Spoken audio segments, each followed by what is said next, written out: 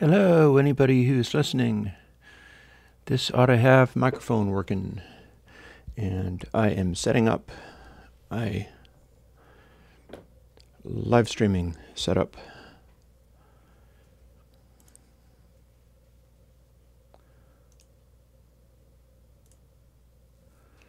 Do that like this. Popping out the chat. Making it a different size. And there it is. There we are.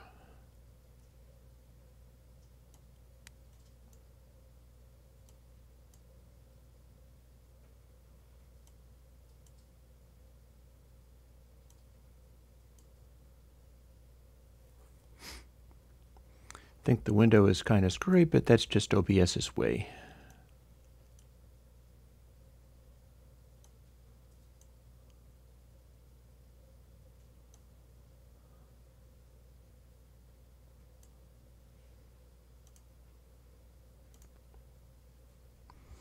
Out of messages. I receive all messages. Hey, Bo, how's it going? Let's see. Yeah, it seems to be pointed about right. I've been having an interesting time of things. Let me see now. Don't mind me. Just fussing with some stuff. There we go.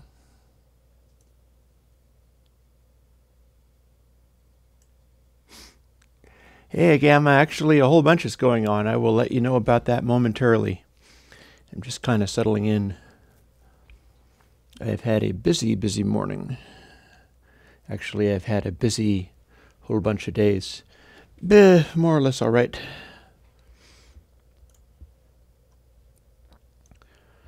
Excuse me while I guess the sky, as Jimi Hendrix would say. No, excuse me while I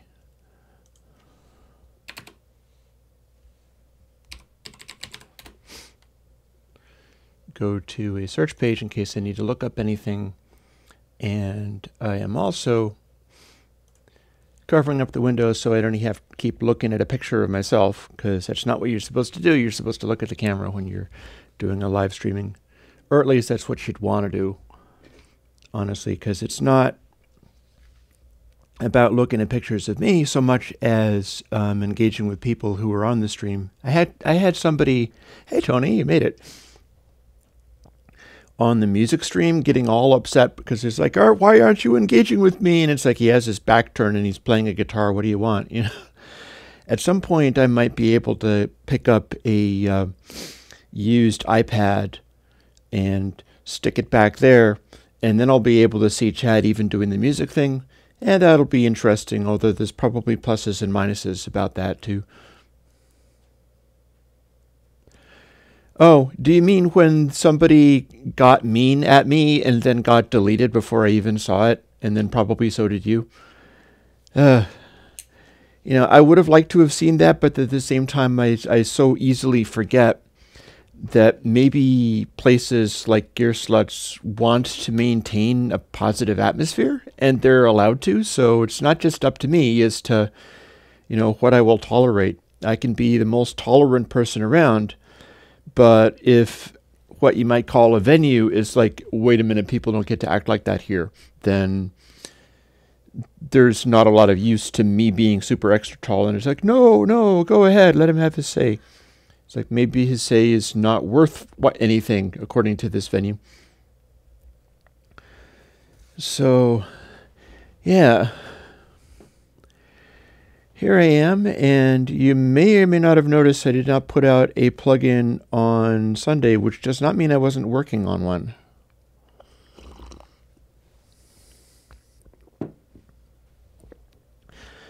I've been working on a lot, and I will fill you in on that. Maybe I better make a sign. Oh, snap. Oh, snap is in no plugin? Well, it depends upon how you think about it, and it also unfortunately depends upon what platform you're on.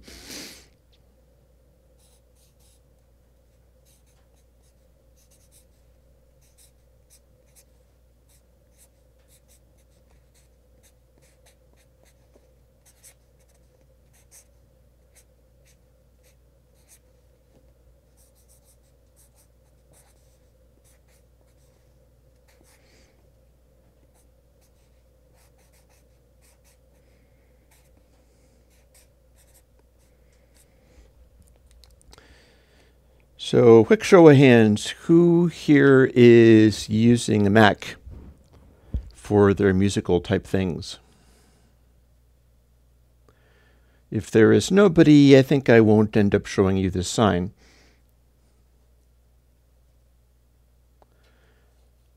Alternately, if you're using a PC, please say that. Otherwise, I won't even know whether anybody responded.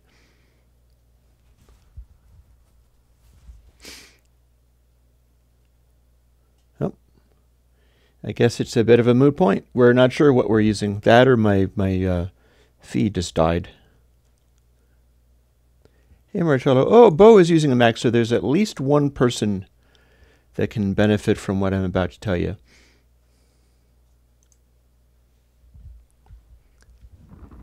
And Tony. And Chris and Gamma, you're going to be out of luck, but I'm going to keep working for you. Oh, Marcus, okay, so if you have something to ask quickly, I will answer you quickly. By all means, ask me. Yeah, I don't think I have it set for a big delay, but it's the streaming thing. Most likely, yeah. As long as the stream does basically work, that's fine. I'm not that worried about whether I get incredibly fast reactions. Margus, as a matter of fact, yes, I have thought of making an Air Windows phaser.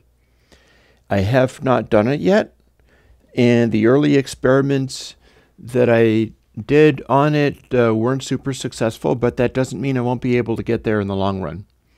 Because basically what I'm going to want to do is use the all-pass filters out of phase nudge, make those bigger so that I can have more degrees of phase shift, and then what you do is you just do a bunch of phase nudge and then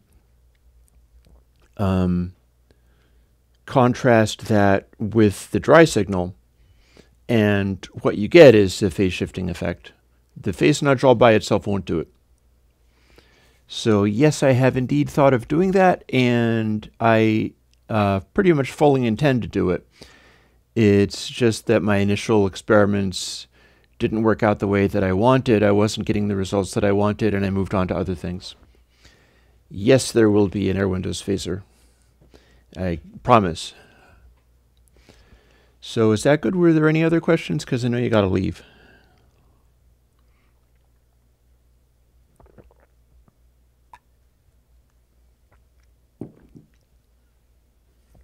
Actually, might have already left. So,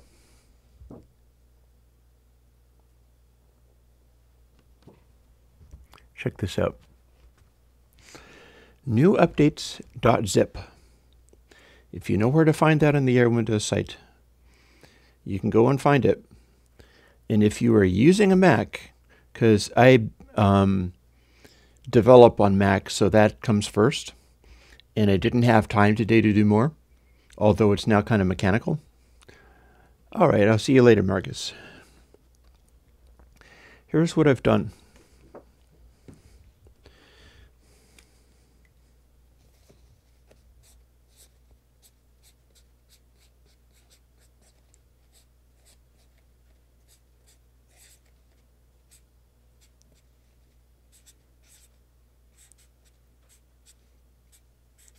I've been doing this research,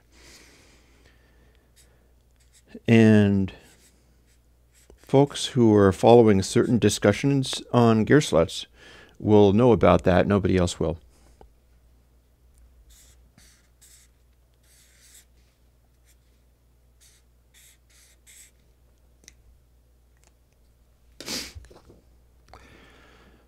I'm working on dithering to floating point. And here's what that means. And I'll keep this for holding those out.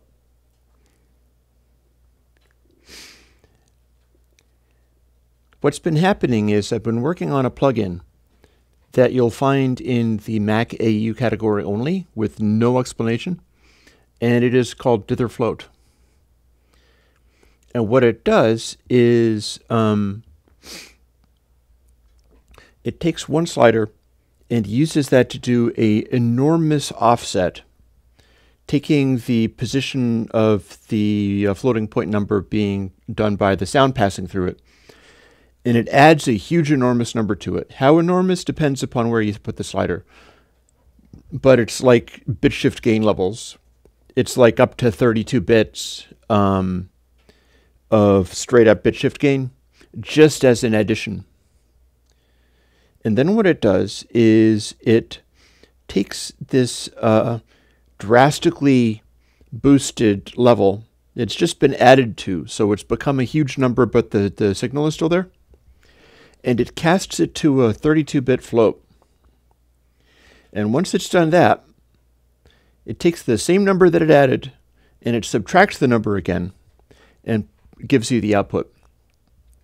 What that does is it incurs floating point truncation. I learned how to demonstrate that, and it does actually work. So what you have when you have floating point truncation, I'm going to look at my screen for long enough so that I can see to what point. Okay, so if I hold it like up to my chin, then you can see what it says. I'd have to check that just so that I can keep holding this for a while, but not cover my face up with it. No, not like a normalized thing. Basically, it is about taking a input signal and just adding this number, adding this hugely tall number, basically putting it to a regular floating point value. Because remember, my internal processing is like long double. My internal processing is really high quality. And the audio unit floating point bus is 32 bits. And the original VST bus is also 32 bits. So what I'm doing is adding this number and then going to what the bus of the entire digital audio workstation is, and then subtracting the number all inside the plugin. And what happens is you hear what the truncation is in floating point numbers, because we're offsetting it so much that the truncation has become a larger amount. I should probably use the other side of this paper to draw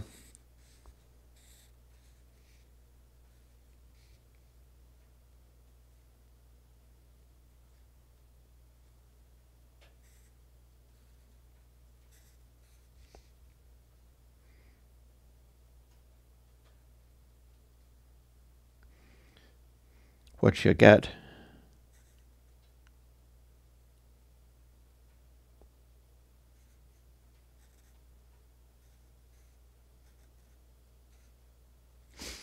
I'm not doing a very good job. That's okay, I'll just freehand it.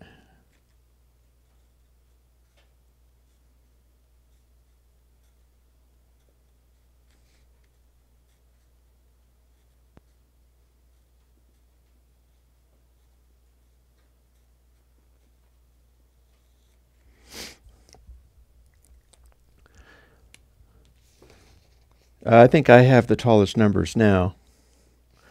Sorry, mister, but I feel that I do. So this is what a floating point truncation looks like. What you got is, as your numbers are tiny little numbers, you have a Mac. I think you're about to find out, and I'll tell you why. Firstly, this is what floating point truncation looks like. Is the biggest numbers have bigger, what you might call stair steps. It's the positions that it's truncated to. And then as it keeps getting smaller, they get smaller. So if you were going to do a dither that handled this stuff, you would have to make it so that the dither was covering this range, and then it scaled up and down in size, depending upon how big the changes are. I'm getting to that. You're going to love this. I have, sadly for Mac only today, but I'm working. This is what the dither would have to do.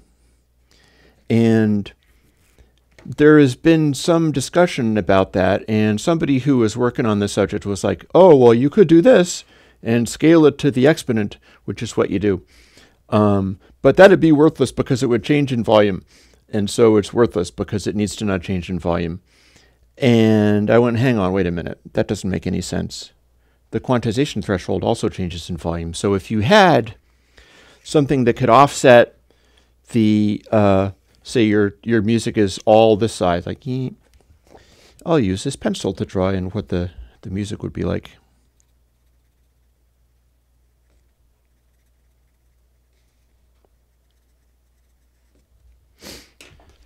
So there's your music. It's this loud. See?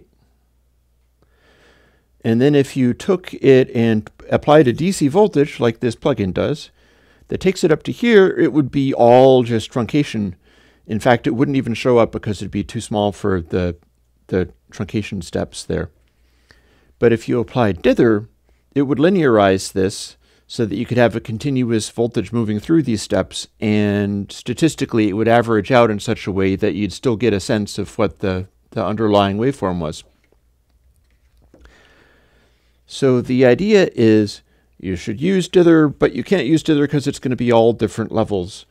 But if you ignore the fact that it's all different levels and just go, let's make it linear when going through these transitions, so that at whatever level you're using the correct amount of dither so that the truncation artifacts go away. Because the thing about truncation, here, let's draw.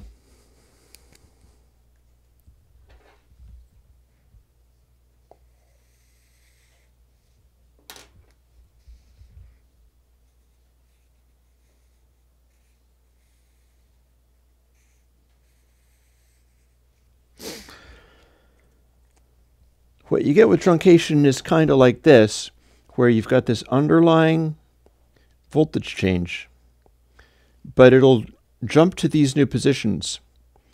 And that is very audible when that happens. That's why we don't like truncation. So if you dither, what you get is a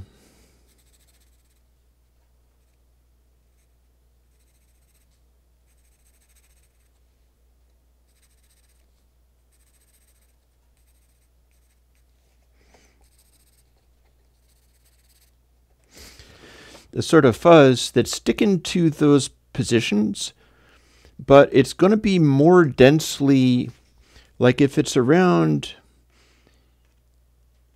this point, it's going to try to lean towards the side that needs more weight on the statistical distribution. So what dither does in practice, that was a poor way of explaining it, but it makes truncation artifacts literally go away. Like, you don't have these steps anymore once you've done dither. What you have is an averaged out voltage where if you put a low pass filter on it, you'd get the same voltage back. The truncation wouldn't matter anymore. So the question becomes, can you do this dither with the exponent factor? And I took it as sort of a challenge, and I worked on it and successfully did this dither that scaled to the exponent of the floating point number. And if you download newupdates.zip and look at the new file dither float, that is also what it does. Massive density in the whole track. I'm not sure. You'll have to judge for yourself. And with this new plugin that only exists in Mac AU, I don't even have it as a Mac VSD yet. I'm working on it.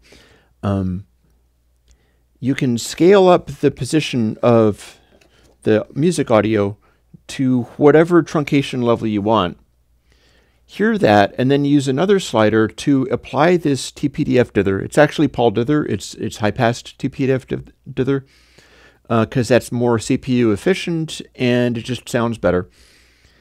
A lot of people favor that when they're using TPDF. And the truncation artifacts that you can plainly hear at whatever level you're putting them go away.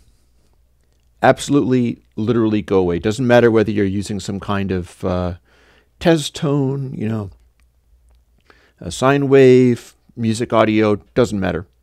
Now, if you push the offset up too high, you'll start clipping everything or just blowing it up, because you'll end up where the truncation levels are so much beyond the full size of the music audio that when you scale it back down, you have nothing but distortion. So be careful as you use the thing. You'll find that the amount of truncation artifacts double every step and quickly get so loud that it's overwhelming. So the plugin Dither Float demonstrates the process that you can apply floating point dither. And it also turned out to be a test bed where, if I wanted to, I could investigate the things I was already doing to deal with dither. To deal with floating point truncation.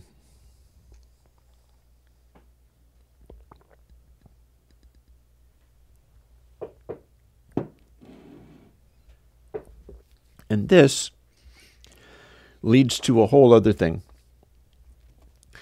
I had two different methods of dealing with this stuff. One of them was taking the amount of error from the floating point truncation, because what I can do is take a measurement of what the original signal was, which is this pencil line there, and then subtract it from the truncation, and then I have a leftover. Then I have a noise shaping output, and I can put that back into the signal if I want. So I was trying to do stuff like that. I had one where it was flipping every sample and scaling down the amount and doing this. Yeah, you can use that as if you use it as a distortion, which you could do. What it does is it applies a quantization like a bit crusher, but the bit crusher is a different size depending upon where you are in the wave.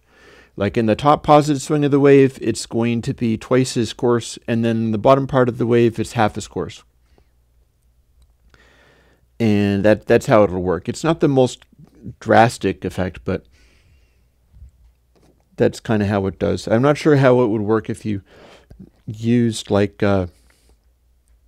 I bet you'd get some kind of crazy effect if you combined it with ULAW.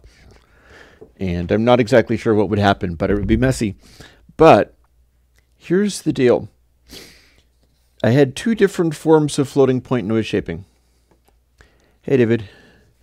And the two different forms of floating point noise shaping, one of them was alternating every sample and scaling back the amount of noise shaping rather quickly. I was using, if I'm not mistaken, if I remember correctly, like a golden ratio to dial it back. And the other one was just saving up the noise shaping and applying it directly. And I was like, oh, this is great. This is going to take every single bit of the error and reintroduce it right back. And then I tried listening to it through the new plugin, Dither Float, audio unit only for now. And I heard spotlit for the first time at full crank what my floating point noise shapings actually were doing.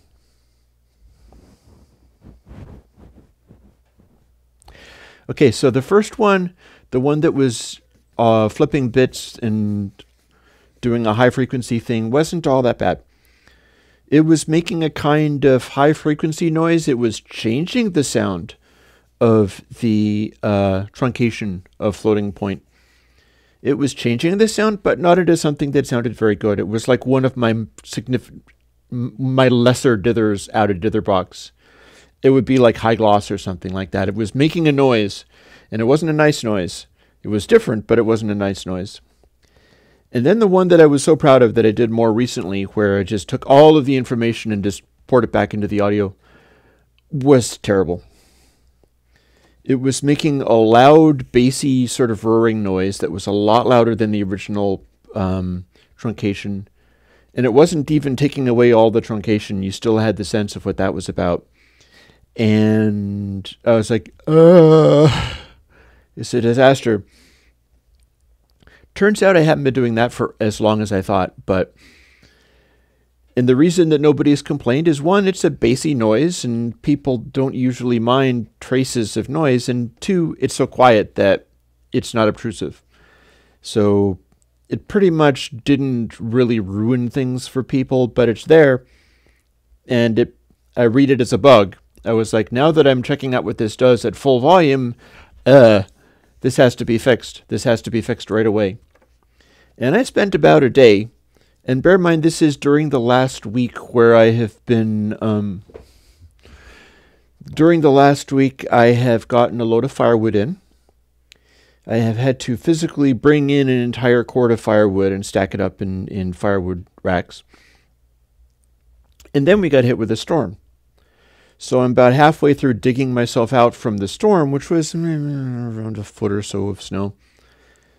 And in all the middle of this, I'm discovering that my most recent noise shaping to floating point is hot garbage. And the only reason people aren't complaining is because it's done at such a quiet level. But I know, or at least now I know. So I go, oh my God, major bug, serious updates are needed.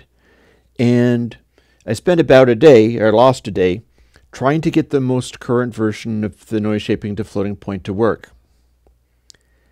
And I tried a lot of stuff, but nothing that I did was really getting it. You know, I would try the new things.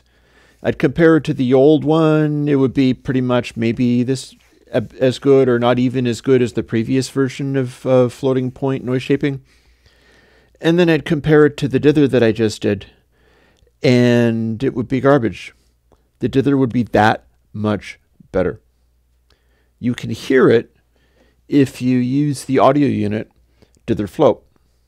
Anybody who is trying that out, and I don't know whether you're going to go on and try that out even as you listen or as soon as you get off of this live chat. It just, when you turn the dither on all the way, and it's supposed to go, it's a slider that goes from 0 to 1, but the desired setting is 1. It's only a slider so that you can hear that's in fact dither, and that's what it does. It would just make the truncation artifacts perfectly go away. Any level didn't matter. Whether it was loud truncation, it would become loud noise, but then the truncation would be absolutely gone. As you scaled it down to be quieter, it would seamlessly become quieter and still sound absolutely perfect. And eventually I decided, like, well, why don't I just take some of the variables from this floating point noise shaping thing that I'm doing, because I've got those in all of the different plugins in various ways. And I'll just come up with a boiled down version of this dither that is refined to a few lines of code, which I then did, and use the dither instead.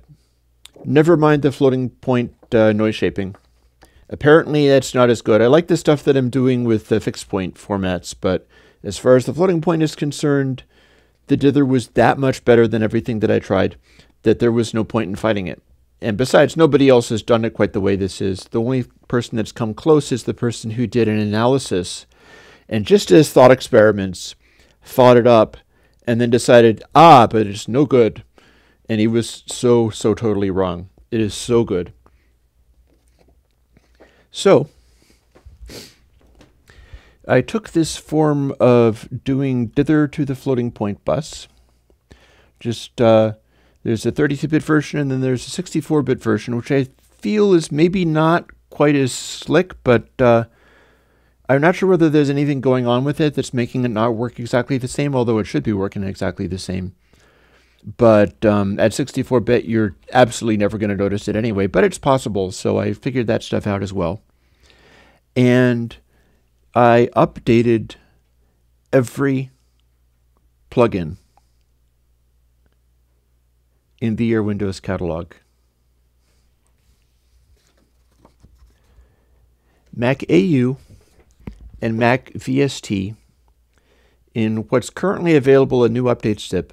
And I kept an old one, which I renamed. So if there's a problem of some kind, you will be able to go back to what was previously there. That's live now.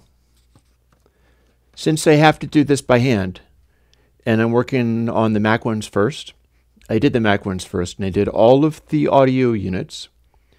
And then just today before making this live stream, I finished up doing all of the Mac VSDs, which means that the other ones are, well, Chris, the ingenious person would be able to figure that stuff out and use the old code.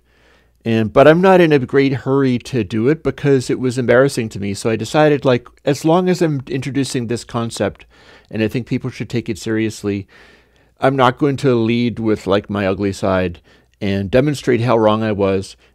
Instead, I think that I'll take it as a token of goodwill and just put the actual floating point dither in all of my plugins. And that's why I'm holding up this card. If you go and download newupdates.zip off of the Air Windows site now, I only just uploaded it like an hour ago, if that. Every single audio unit and Mac VST now use dither to floating point. And I think they sound better. It's not the sort of thing that you would ever notice, but what I found was that when I was spot checking stuff, and that's another reason that I kept the old versions there, is because one of the ways you can update is by taking the entire newupdates.zip, opening it to Mac AU or Mac VST. It'll have all the new ones, and you just drop them into your components folder, and it'll replace them all. But then if anything is terribly wrong, you might want to go back, or if I've missed something, you might want to go back. So you can, I'll let you have the when the actual update goes up. No, what do you mean even the old ones, Tony? I don't understand.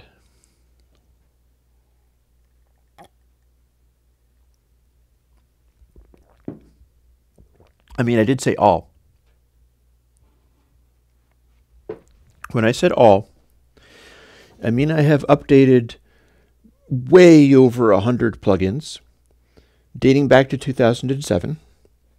Everything that existed, Density, Drive, Slew 2, literally every plugin. Yes. Philk, you were absolutely right. Every dithering internally in all the plugins that used to be, yep, Cojones. No, wait, I'm not sure if Cojones is out. No, this is stuff that has come out as VST.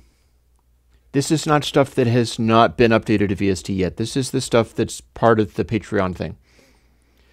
I don't think Cojones came out as VST yet. But everything that is in the category of the stuff, the body of work that I'm maintaining on Patreon, all of the Mac AUs, yep, the latest plugin is Studio 10. It has the Dither Float has not come out yet. It only exists in AU. It only exists in Audio Unit.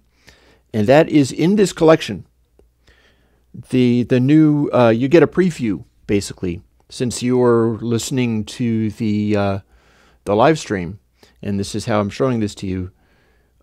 You guys and you alone get the preview of Dither Float, but it only exists in Audio Unit so far because I haven't even made it Mac VST.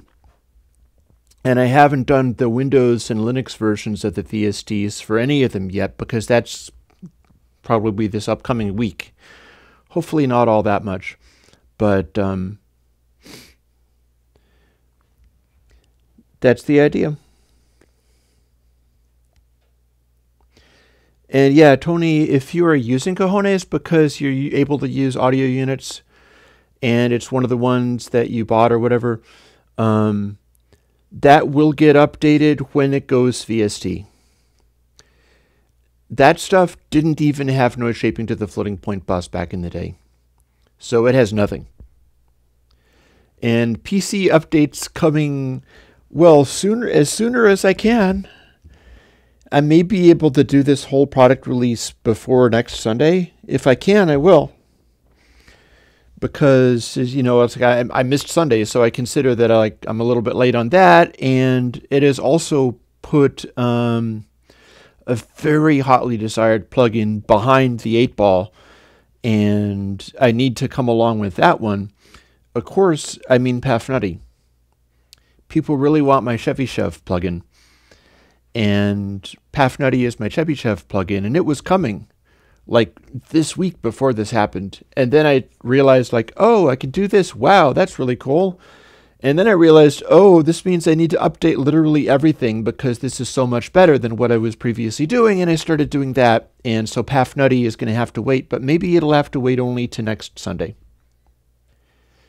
If I can make it happen, I will be releasing the Windows and Linux versions of these VSTs, meaning literally everything that's in new updates.zip, as soon as I can.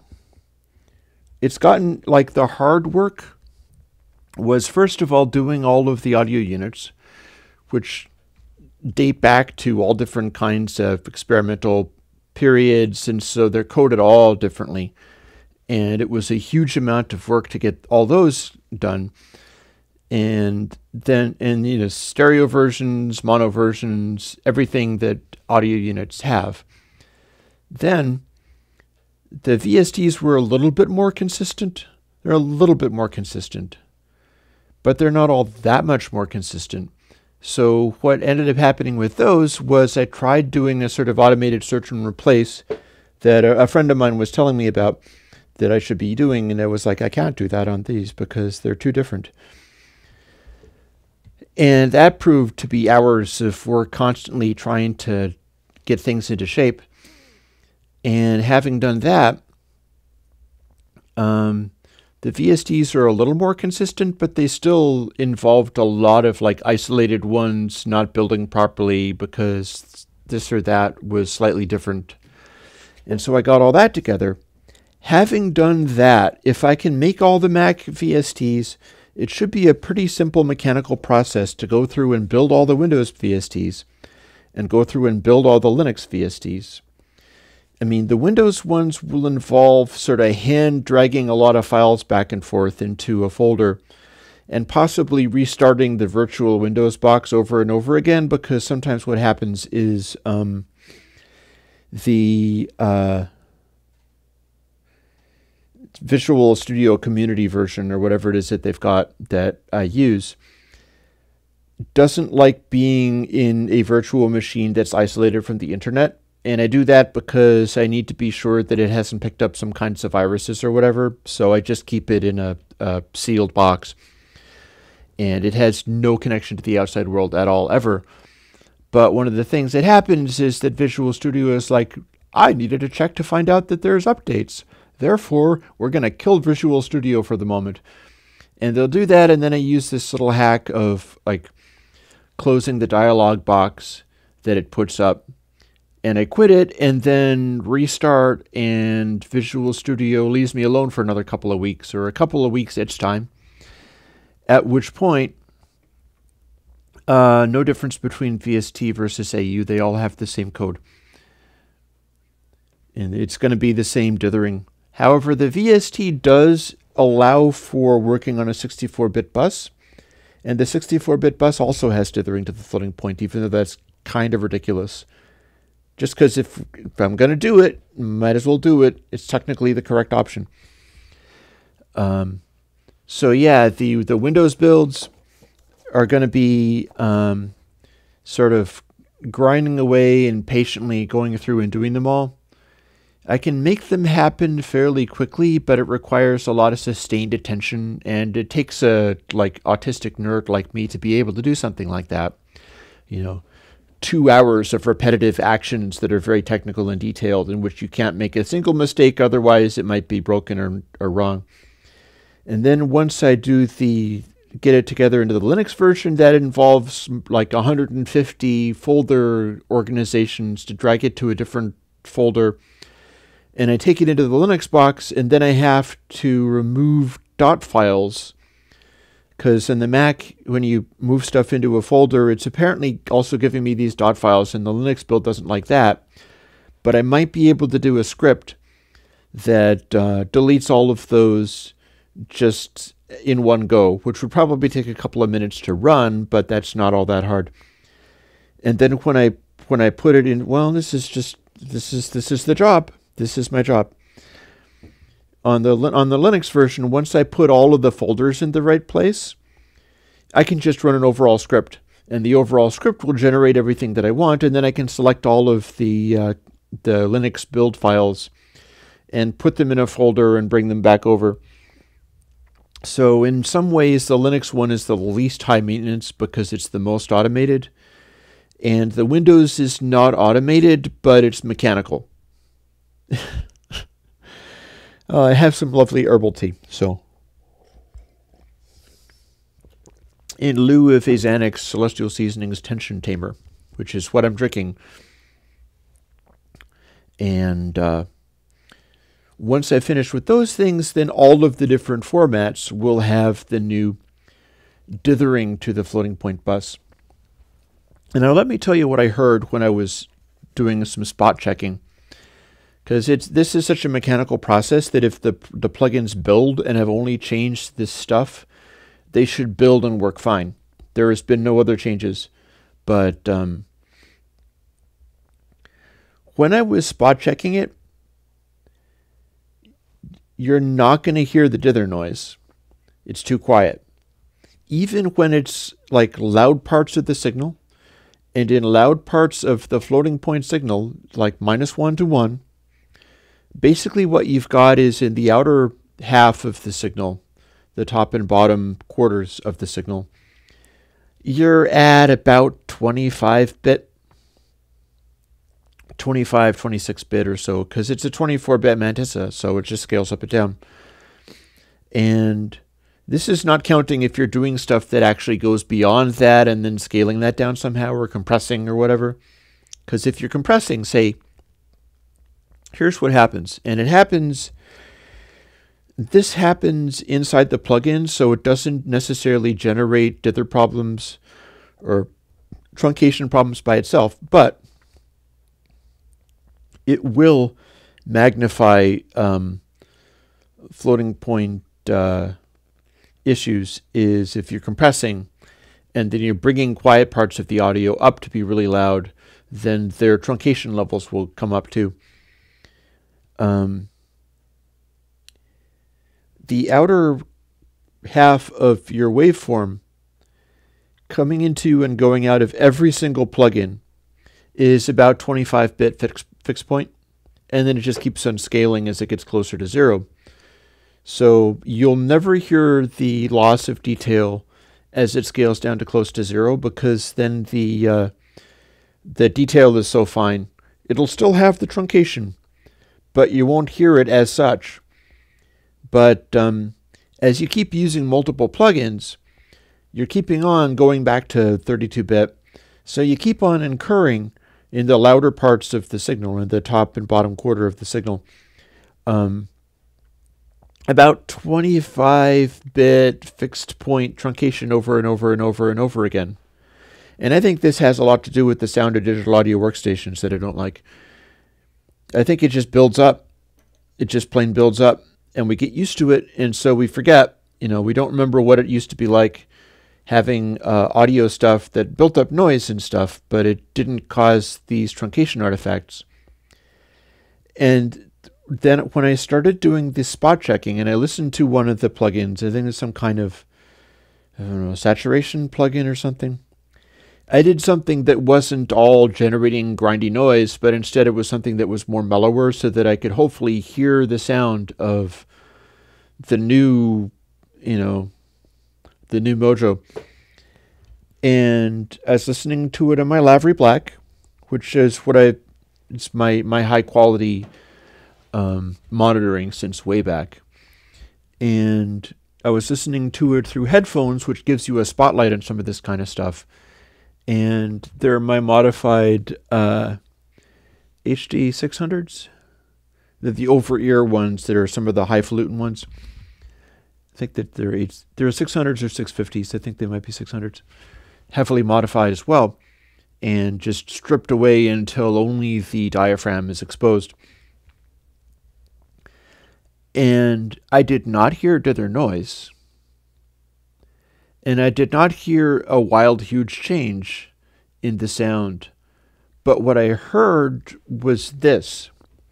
It was like I started playing the music and I fiddled with the control. I think it was energy.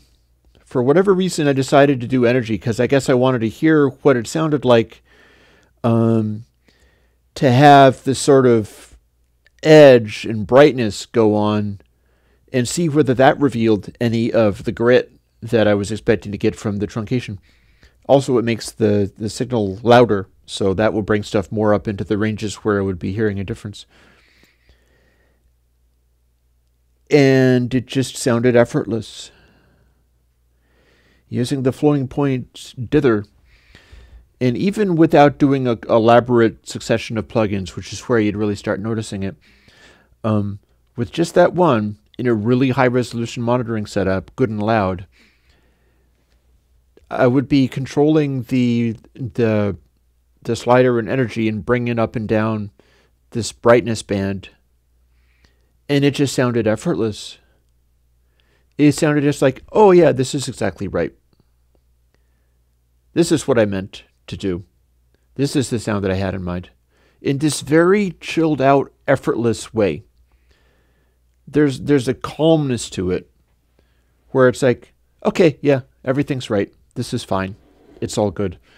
And this is without being able to pick up details of the specifics. It's without being able to really hear the noise flow out of it or anything like that, but it's about fugitive perceptions. I feel that a feeling like that is generated through, like, maybe every couple of seconds you get a window into the guts of what's going on in the sound.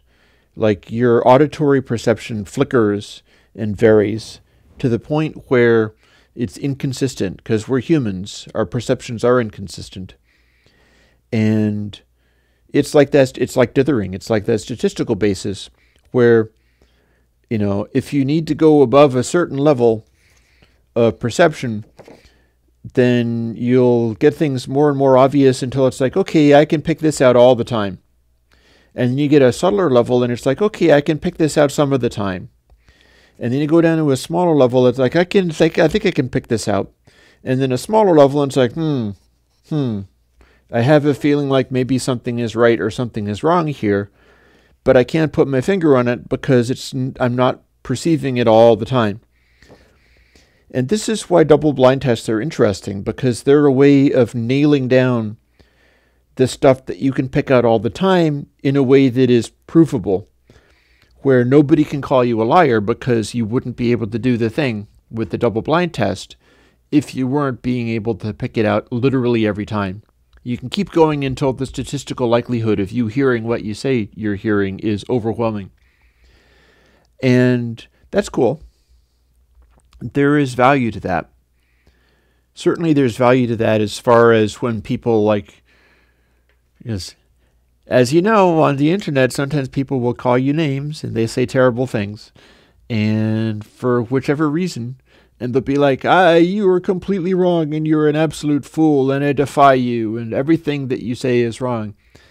And I dare you to prove otherwise. Well, in double blind testing, that means you can prove otherwise. But that's not the only thing, because that is the coarsest part of perception, where it's like, this is the stuff that you can hear every single time. There's no question about it. You can always pick that stuff up. And then you go down into the subtler and subtler zones until you're like, supposing it's this one, you go way down to here and you go, is this important? Is this important or is it worthless? But supposing in the flickering of perception, where you can always pick this stuff out, and then you can't really hear this very regularly, and then this stuff, it's like, well, maybe occasionally you'll notice something around here. If the flickering of your perception bounces around from way up here to way down there for too short to really notice anything significant, and then you're doing your dithering to floating point, meaning that the linearity of your output is good all the way down to here. All this is good, all that is good, all that is good, and then your perception, not at any given moment, no matter how coarsely or finely grained your perception is doing, is always telling you, yeah, this plugin is giving me what I need. The sound of this plugin is good. There are no artifacts. I'm listening to a sine wave. Nothing is happening to the sine wave that is in any way like truncation. It's always just pure and fine and correct. And maybe there's some noise in there somewhere, but I can't pick out any repeating details that jump out as being a problem. Because the great thing, the thing about dithering is it literally makes the truncation artifacts go away. And then they're not there anymore. So what you get from dithering to floating point and these new updates, which are all available now in new updates.zip for Mac formats only, and I'm working on getting the Windows and Linux ones together. I'll do them as fast as I can. All of those plugins should just sound right now. Every single one of them should just sound like, oh, yeah, good. That's good. That's exactly right. Indeed, if you want to call it sounding more like analog, you wouldn't be far off, because analog has a noise floor, but analog completely and totally lacks truncation artifacts, and now so do the plugins.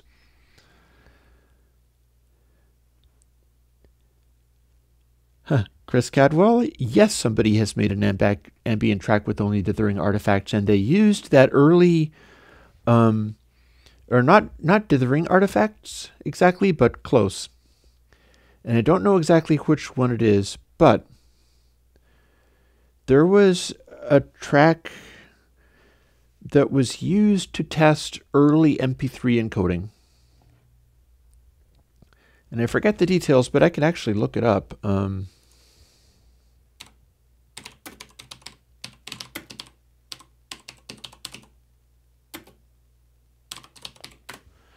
try MP3 encoding artifacts track.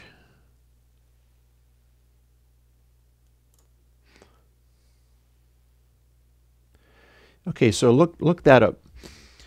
It is called Modernist V1. And I will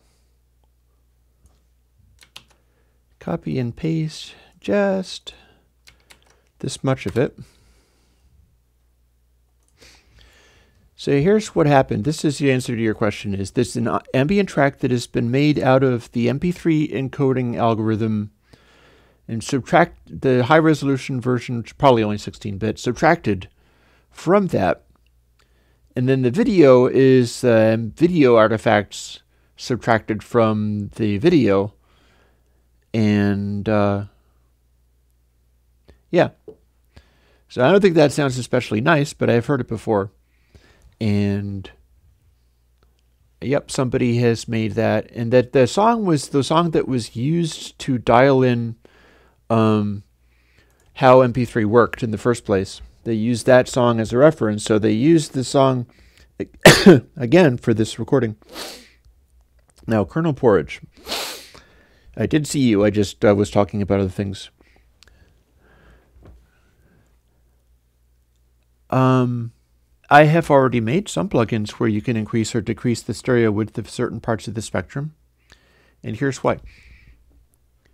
In 2Vinyl, and also I think there's a side pass, and in fact there's a side dull too. You can narrow the bass, which is a widely useful thing to do. In fact, some of my other stuff, like say BassKit, does its stuff by adding bass reinforcement only in mono. So you've got some of that stuff already. Now, as far as widening or narrowing only certain parts, that also depends. Like the plugin Stereo Effects has a stereo enhancement algorithm that's basically adding harmonics and fake brightness to the side channel only. So Stereo Effects, and that goes way back, but it is available in VST and the whole thing. And that's one of the ones where if you're on audio units or Mac VSTs, it's got the dithering already. That one, I think it has stereo bass narrowing, but it also has what is effectively high frequency widening, because it's taking the side channel only and it's hyping up the highs by making fake brightness on only the side channel. So that is another possible way of doing it.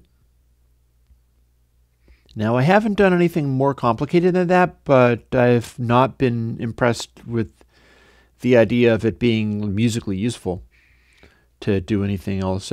The stuff that I've done has been this sort of low-hanging fruit, where it's like, yes, you want a narrow stereo bass because bass bends and wasted energy. But what that means is, if you have like two bass speakers at a given distance apart, and they are playing out of phase, and the frequency of the note that they're playing is low enough that the waveform going out from the speaker at the speed of sound reaches the other speaker too soon, you can have them going back and forth and not being in phase, like side channel only, no mid channel, in the bass. They'll make no acoustic sound. They'll just burn a bunch of energy and not produce sound output, because the bass bends, for instance, if they were close together, this would be happening even at a fairly high frequency, high bass frequency anyway, that they need to be in phase. So bass is better off being mono, because the more out of phase they are, the more the energy just goes from the one speaker to the other and doesn't go into the outside world. You don't get that much of a stereo perception of it. And it's not a hard and fast rule, but there's always going to be a frequency at which point it is a hard and fast rule. Like if they're sitting right next to each other and you're talking about out of phase at 15 hertz, forget it. You know, it's absolutely not going to be able to do that. That said, there is some legitimacy to stereo bass, but it's a matter of frequency. It's always a matter of frequency. I built that subwoofer, and that is also on the YouTube channel. You can find it. I built a 4 12-inch speaker subwoofer so that I can actually hear low bass when I do my music jams and such. And they all have to be in phase. When you're dealing with trying to make stuff down to, say, 20 or 25 hertz be as loud as the rest of the music, the amount of air that you got to move in order to do that is so huge that you can't have anything be out of phase, or it'll just not even be there anymore. So Patreon post about your RX, car exhausts, cartoons, writing cleverly, game design would be just cool. All of those things at once? Somebody's been investigating all the other stuff that I've done. That's one of the things, is like, be careful going down the rabbit hole of trying to find out too much about Chris Johnson, because you might be just genuinely amazed, but you also might be horrified or shocked, or, I keep the audio stuff within the audio bin, and I don't generally bring out all that other stuff. Mind you, I think last week I was showing off little watercolor paintings that I did for a game, and I have come a lot closer to being able to put out that game. And the game is like moving around little guys on a screen that sort of go around on their own, bounce off of things, like this giant crazy pachinko machine. And your goal is to get them to the top of the screen. And I've come pretty far. Oh yeah, well, Bo, I don't do my own welding, but I enjoy having my car get special exhaust pipes and such. So I had this Subaru Forester a while back that ended up wearing out and dying after the wheel fell off while I was driving it. And I don't mean the steering wheel, I mean like which one was it? Yeah, it was driver's side. So left front wheel came off the suspension and scrunched into the wheel well because it had rusted out. While I was driving it at 60 miles an hour, managed to not crash and got it over to the side of the road, and then I was like, oh, I'm doomed. But strangely enough, my car mechanic here in Bellows Falls fixed it. Tony, actually, yes, I am. I don't put a lot of stock into that, but I most certainly am, because I'm born in June 5th. Now, let me see. So, car exhausts, I have often liked to...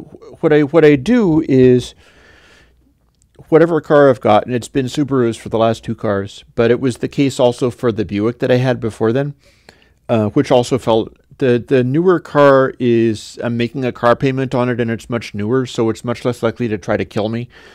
The previous 2 were such old cars with 200,000 miles on them, they both tried to kill me repeatedly, and I'm glad they didn't. But they both had wheels literally fall off at speed.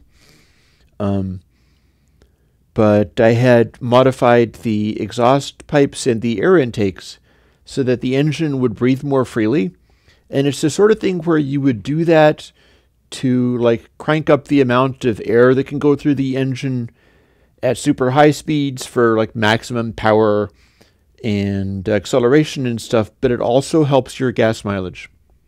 Because the less resistance is part of that system, you'll get a slight advantage in gas mileage. So the current car that I'm driving is a sort of baseline 2014 Subaru Impreza, and I've been able to get 42 miles a gallon out of it over long, long drives in exactly the right conditions because of the stuff that I've done. And yeah, they do have a very specific sound, and the old Forester was very loud and very much had that boxer rumble, so that was quite fun. My programmer brother, who's the corporate programmer, has never understood that part, but I do like it. I like noises, I like sounds, and so I like boxer custom exhausts. And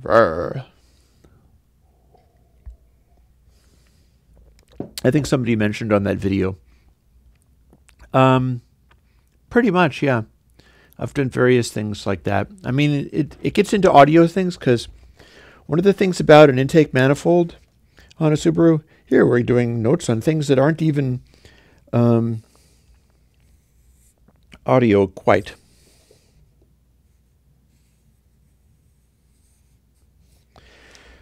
What you'll find is that the intake manifold will look kind of like this.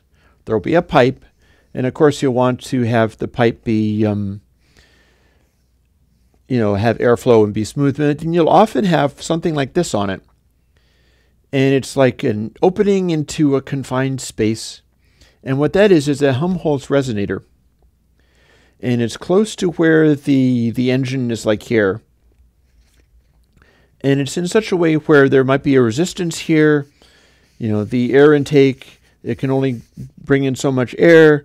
And the idea is that having this here means that it will start resonating at a certain frequency. And they set up the frequency to be at the speed of cruising speed for the car. So the engine is making a wave and also making a wave on the intake. And the wave is hitting a particular frequency because the cylinders are just combining in such a way that it's making this frequency. If that frequency is resonating with this confined space in this Helmholtz resonator, it is going to be pushing air through just when it needs it. But this is also the case for like dirt bikes and stuff. There are motorcycles that use this phenomenon. The thing, however, is that when you do that, you are optimizing for just one frequency. So I'm not sure it's the greatest idea because it means if you stray from that frequency, your gas mileage will drop. The amount of power your engine will produce will drop compared to the frequency, and the gas mileage will drop. So what they're doing is basically trying to tune things in such a way that it's, your engine is going as fast as they think it's going to go for, say, highway cruising or whatever it is that you do. I've also done another thing.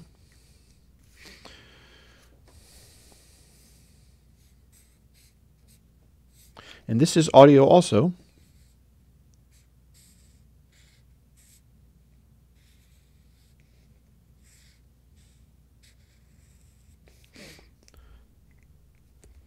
Suppose this is your exhaust, right? Well, Subaru Boxers can have, I'm not sure whether it makes the turbo work properly or not. Generally, I think turbos will work perfectly well. The reason they have the funny exhaust tuning is because they're flat with opposing pistons in a particular way. So you can have them with the headers as equal lengths, and that means that they sound just like any other car. Or you can have them where, like, some of these tubes are extra long and run around the long way, and then some of them are real short, and that's what makes the Boxer rumble, is unequal length headers. And it doesn't necessarily help the efficiency of the engine any, but it sounds awfully cool, so I do like that part. Anyways, supposing you've got a exhaust pipe. This is like what I had on the Buick, and I think I may have already had that on the... I may have had that on the Forester, and I think maybe not. This also exists in expensive cars like Jaguars and such. If your engine is here, and you're putting out this waveform from the engine, and it's just going through the exhaust pipe, and then you've got a muffler, and it's, it'll make it quieter, and the pipe will have resonances. So you sometimes can have the muffler working in the way that it does, but there is a frequency that causes a drone. And as you go to highway speeds, you go, it's coming through the cabin, and the frequency that you're making, because this is a long pipe, like an organ pipe or something like that, it will have a resonant frequency. The one muffler can't necessarily do anything about it. Also, I tend to replace the muffler with a flow-through muffler. I like Borla. I've been using Borlas for stuff, which is just a straight pipe straight through the muffler, and the pipe has lots of little holes in it. I'll get to that soon, Sid.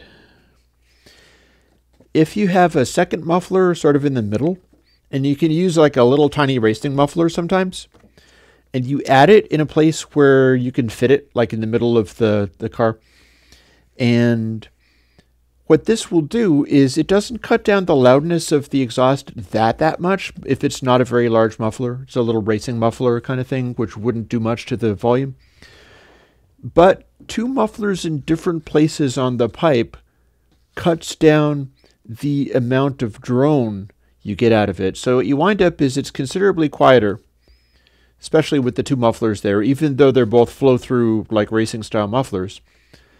But the high frequencies of the engine will get through those little straight mufflers easier than the low frequencies. So basically, you're EQing your car. And that's what's fun about it, is it's like, okay, I'm EQing my car, kind of like with that, the Forester thing, where if you do it properly, it's not driving you crazy with drone as you drone down the highway. But then if you have to stomp on the gas to pass somebody in some circumstance, all of a sudden like, and it sounds really fierce because the high frequencies from the engine are getting through. You end up with a voice. The car ends up having a voice, and those are fun things. Yeah, you dither your car to avoid having rattly noises in it, and I do sometimes have rattles in the passenger compartment of my car, and I find that annoying. If I come up with a way of fixing it, I'll try. So yeah, Siad Arif Al-Hok, who I've been having conversations with by email. I am available also by email and messages and stuff for folks. If that ever becomes too overwhelming, I don't know what I'll do other than answer more shorter and shorter. But why is Channel's 3 modes named after SSL, API, and Neve?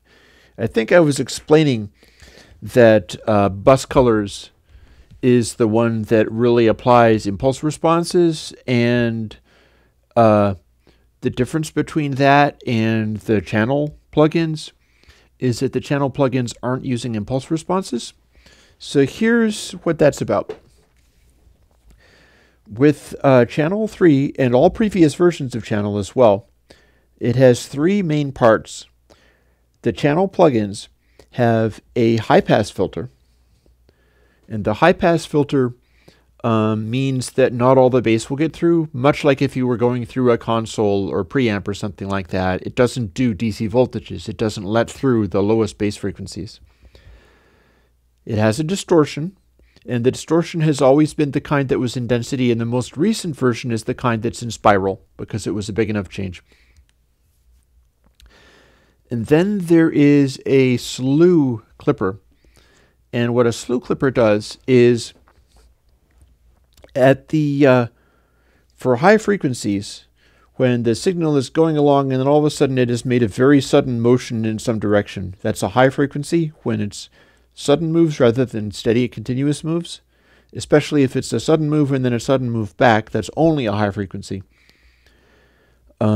The channel plugins contain a slew clipper so that if it moves too fast, it stops it from moving all the way, reducing the volume of the high frequency that's happening. So, channel has those three things. The reason they have SSL, API, and Neve markings on them, and I've never really needed to change it because I've always been very open about this is not a clone, this is not a duplication of the thing, it's just a way of remembering how it works. I found SSL, API, and Neve impulse responses, and rather than just applying the impulse responses, I studied them. And I observed doing this like impulse response waveform thing, like, okay, how much can the impulse move from one point to a different point very suddenly? And it would be a slightly different figure each way. And if I'm not mistaken, SSL is but definitely the most. So the SSL has the farthest range of movement in an instant. And then I think API less, and then Neve even less. Neve is generally bassier and softer. Maybe API was the least, I don't remember exactly. But I observed using the impulse responses exactly how much slew you could do using this gear. And then I just punched it in as like, this is how much slew you can get out of the slew clipper. So when you're using channel and you're setting it to a different amount, like you're setting it to SSL or you're setting it to Neve or you're setting it to API, it's not applying an impulse response, but what it is doing is stopping the motion between samples so that it's consistent with what the actual hardware would do. And it's the same for bass. It's the same for the low frequency stuff. That and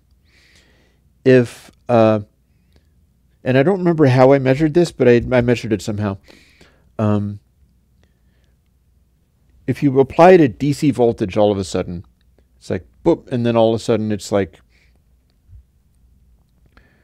DC over here. And if you ran that through a real world piece of equipment, you wouldn't get DC out of it if it's not DC coupled. And these things, they might be transformer coupled or whatever, but they don't put DC voltages through. I don't remember how I did it, but I managed to measure that off of the impulse responses as well. Again, I don't remember how, but I figured it out somehow. And as a result, I got 3 different figures for the low frequency extension of SSL, API, and Neve. And Neve had the most low frequency extension, and if I'm not mistaken, SSL might have had the least. So I applied that to the high pass filter, and I made the high pass filters replicate the amount of lows you'd get out of either one of those.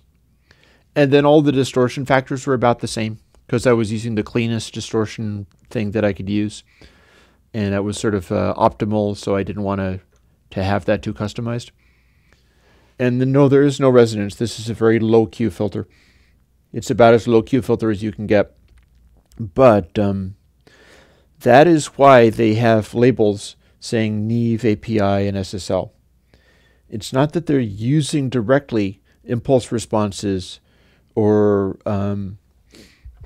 audio clips from this respective hardware, but it's taking particular kinds of audio shaping and it's restricting that shaping to exactly the amount that you'd get off of whatever that hardware is, which I think is actually my favorite story about the channel plugins is this is years ago. There's a guy who was studying different console emulations. And he's like, oh, let's bring out all the best console emulations. This is after I had done bus colors, by the way. Let's compare all the console emulations head to head. And we'll get the Slate, whatever it is that is, VCC, I guess. Well, the Slate thing that people talk so highly of. And then there's this other stuff, and here's some Nebula, and here's this and that and the other thing. Waves, whatever. And they were bringing out all this fancy console emulation stuff. And oh, by the way, here's this Guy Air Windows. This is before even Patreon, before VST, just audio unit only. Like, oh, here's this Guy Air Windows. It's only audio units, and it's pretty cheap, $50 a pop. I was selling them for $50 a pop at the time. And let's compare that alongside these other ones. They didn't pick bus colors. He went and got channel.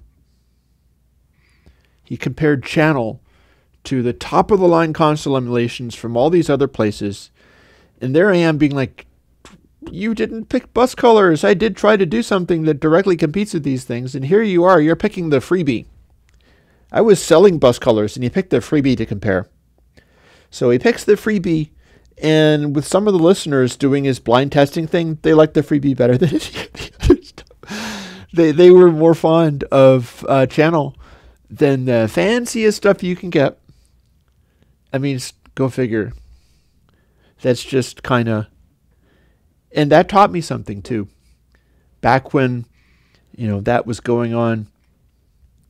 And I was working so hard to make the bus colors bring all of the tonality of these things there and devising this fancy stuff. Then people could throw channel, which is a freebie, on there and be like, oh, yeah, this sounds better than any of that stuff.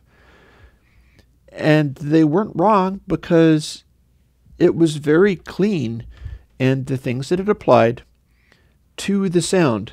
And this is a lesson I've learned over and over again. And it's a lesson I like to impart where I can, so I'm not tired of recounting this story.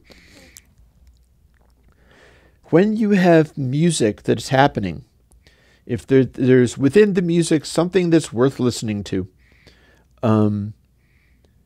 say it's an emotive performance, something like that, whatever it is that's good to have, sometimes the least you can do is desirable. Like you're applying your console type effect, so you want it to sound like it's going through an SSL or an Eve or something like that. Well, maybe what you really want is to just apply the slew clipping so that the high frequencies are restricted just enough. And you maybe, rather than going like, oh, let's get the exact Neve bass bloom from the way that all the capacitors work, instead, maybe you just measure how much it cuts off the super low bass by virtue of what it's doing. And then rather than applying all of the saturations and things of the transformers and all the modeling of everything, maybe just take out that extreme low bass and call it a day. Because sometimes when you do very, very simple stuff, the very, very simple stuff will get you better audio quality in the long run. And I didn't learn that entirely from my own experiments. I learned that from the audiophile world. And it's fascinating to look at. This is back when I was writing, and I wrote for the Absolute Sound magazine in 1989. It's probably before some of you were born. I still have this is back when the Absolute Sound was like this big. It's a small magazine about high-ender audio parts, and you were expected to keep them in perpetuity, and they were like little tiny books. And of course, it was full of a lot of rubbish. There's always been like a place for rubbish in audiophile press.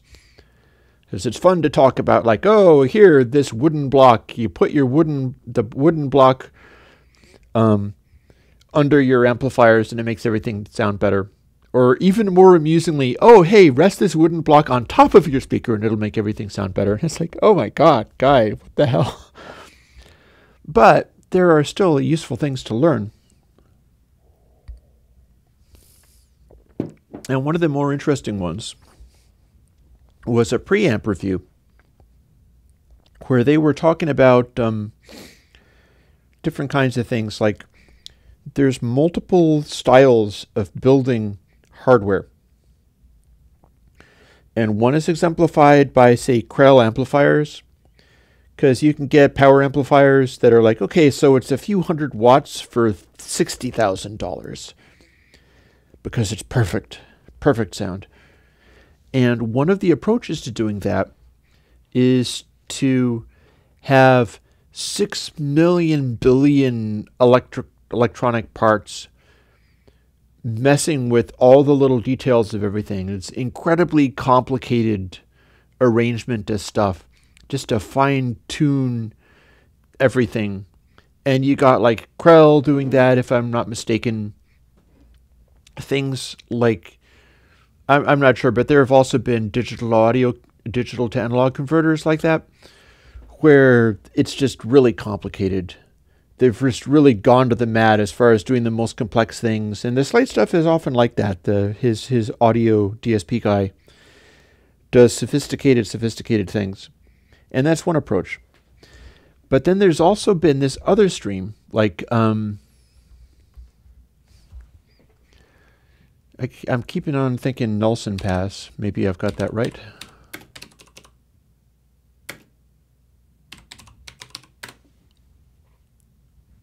Yes, it was.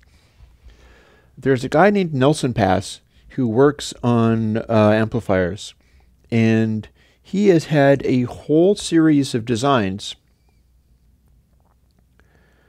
called the Zen Amp. And what these designs are about is taking a power MOSFET, which is a sort of vaguely tube-like, triode-like device, and it'll handle tens, maybe up to hundreds, but probably not, of watts, and the gate on the MOSFET will control it. Oh, so somebody knows Nelson Pass, yeah. Light bulb amps, because a light bulb is a resistor. And these single-ended triode-style amps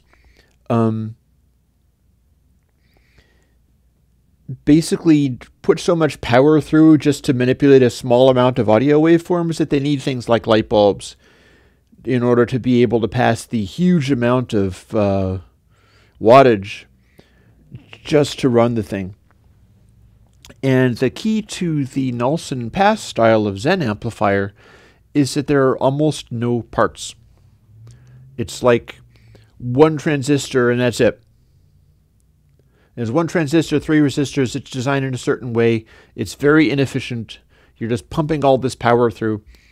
And there are no parts in the process of making this stuff work.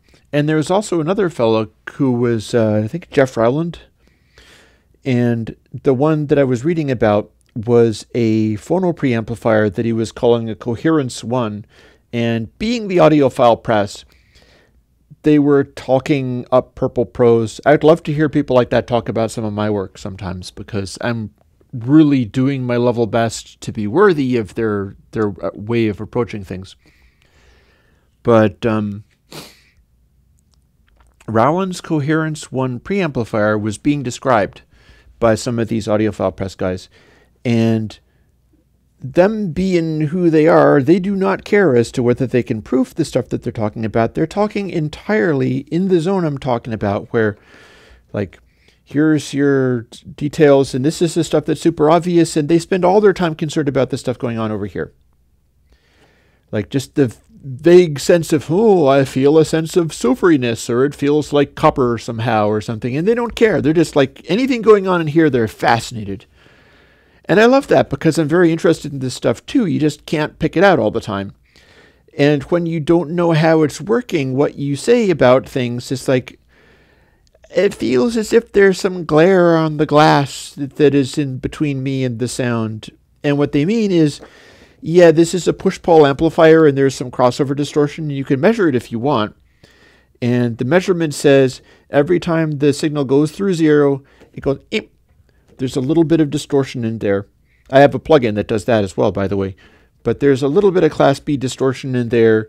And when it has to transition, it's not perfectly linear. And if you measure it, you go, oh, yeah, I can see it doing this on the waveform.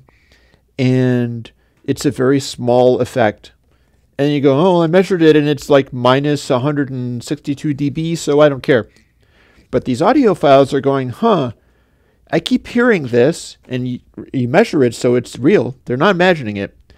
But rather than saying, it sounds like 162 dB, no, what they say is, it sounds like a little bit glossy. It sounds like there's a glitter in there somewhere. It sounds kind of sparkly and fake. There's something not relaxing about this. And what they mean is, yeah, this distortion thing is happening. But the audiophile guys just love talking about this stuff using like painterly terms. Like, oh, it's less purple, it's darker, it's brighter. The recent stuff that I did with Not Just Another Dither and putting out Studio Tan was great that way because it allowed people to start to connect with that. Like I had Not Just Another Dither recoded until it was literally not quite as bright as it was. And people were noticing. Certainly in 16-bit you can kind of notice. But I think even in 24-bit there were people who were like, I hear this kind of stuff super easy and it always felt a little bit too bright to me and now it's better, thank you. I'm like, yeah. I like having people exploring these regions where you can't really prove it, but you're getting a sense of it. I think plugins and things, audio stuff, depends on that kind of thing. And in the Rowland Coherence 1 preamplifier, they were talking about like, yeah, this has a strange mojo going on. It's got this sort of holographic thing, and there's this immediate visceral quality to it. Like everything seems realer and more physical. And there are these fancy ones that have a million parts, and they're better at sounding like slick and glittery or being able to hear back to the dust molecules in the back of the soundstage because they like thinking about depth and stuff. So do I.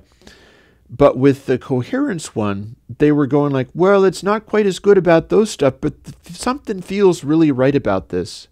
And the Coherence one is one of those ones that has like 2 parts. It's designed in such a way that there were just about 3 parts wired together, and that was about it. And I think it was point to point as well. There's no circuit board or anything like that. It's just the guy made this stuff, and he was pursuing a kind of muse and doing it in a certain way. And my plugin work is based on the Nelson Pass or Jeff Rowland school of extreme simplicity and trying to do as little as possible to manipulate the sound. Although the funny thing about it is that now that I have this dithering to floating point, I have a feeling as long as I keep my word length high enough inside the plugin, this is going to make it possible to do a lot more complicated stuff and get away with it. And that's an interesting thought. Like I was noticing that when experimenting with some of the new plugins that have just been changed in that way and going, this all immediately feels kind of better. I feel like I have more room to work on some of this stuff.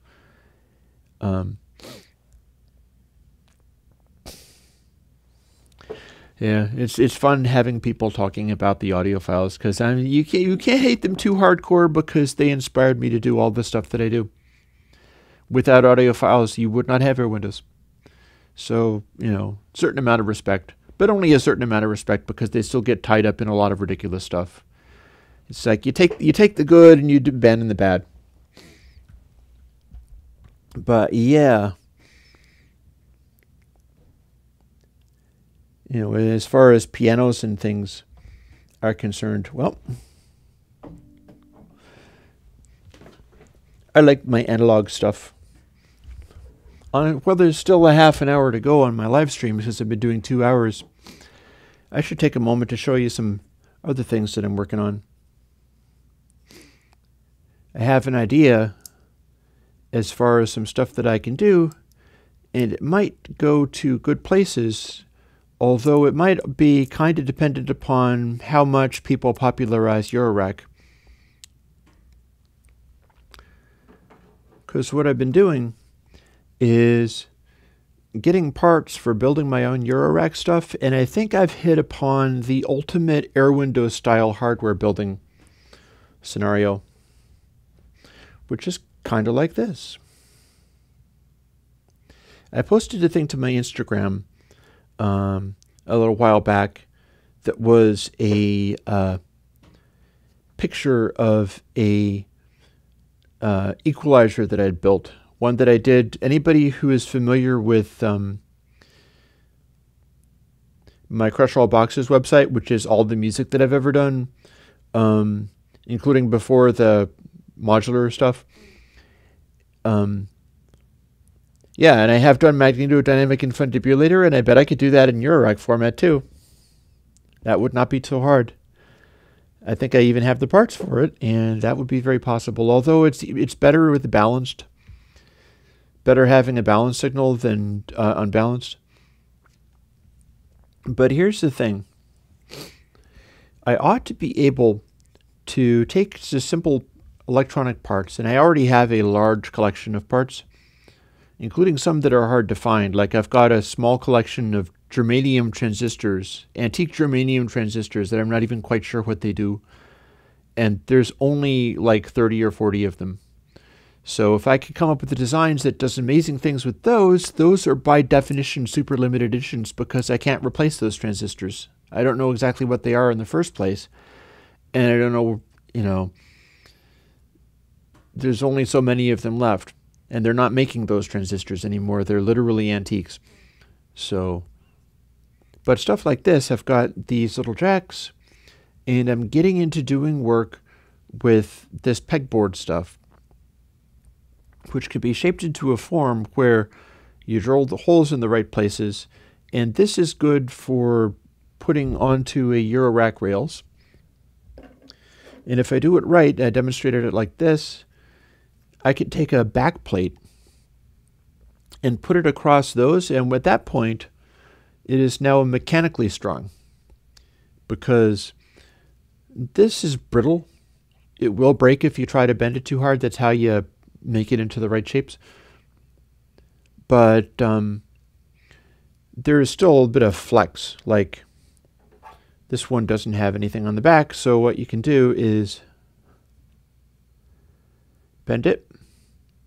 And you can bend it fairly far before it's actually going to snap, but you don't want that. If you had that attached to a rack, you start plugging stuff in and you feel it bending and it's no good. But if I take a back plate of also pegboard and just set everything up so that it plugs straight through, then it becomes rigid because it can't actually bend. Well, you can't stretch this stuff. It's too brittle. And if I can do that, here's another example. I took this and I had only a little piece left, so it hasn't been made a full backplate. I can take this, I can put jacks on, I can stick chips, which I have like CMOS chips to do this with, and also op amps and things, directly through these holes, meaning that that can become part of the thing. I can bend the little pins in such a way that it stays in, and then point-to-point wire directly to the chip, which is fewer connections, and I've done that before. Generally, you don't blow up the chip or anything like that. You use a small soldering iron, and you're only doing one at a time. And you can point-to-point wire with, like, shielded copper wire, hookup wire, just very delicate hookup wire, directly to this, having wires that are heavier gauge than you get out of printed circuit traces most of the time. There are exceptions, but a lot of modern printed circuit traces are really flimsy. And you can wire these chips directly to jacks and directly to things and use larger capacitors and use old school parts like you get in old school stomp boxes. And I bought these switches for one design that I've got in mind, and it fits so nicely on these that I'll probably end up getting some more of them and have, this is a 4-position switch, and I can have 3 and 2-position switches. And build up stuff that can be done, whether it's tone shaping or this is going to be a sequencer style thing where it'll take in a clock and then each clock pulse goes through a successive one of these switches. So you could set it up so that it's doing like every other thing is going to output 1 and then every other thing is going to output 4.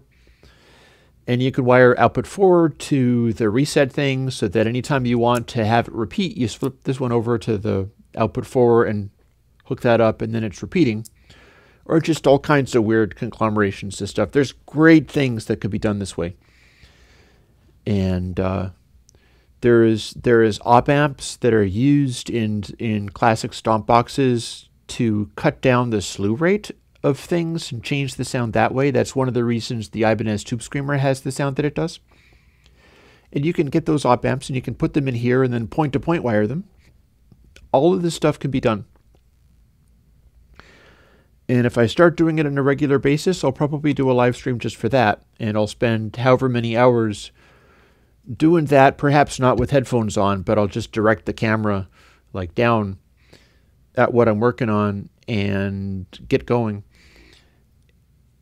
And then I'll be able to put out these really super limited edition, probably Eurorack modules, because I think there is a lot of potential in using this stuff for just general audio things. There's a lot of things that can be done in that format, not all of which are just strictly making beep boop noises on synthesizers.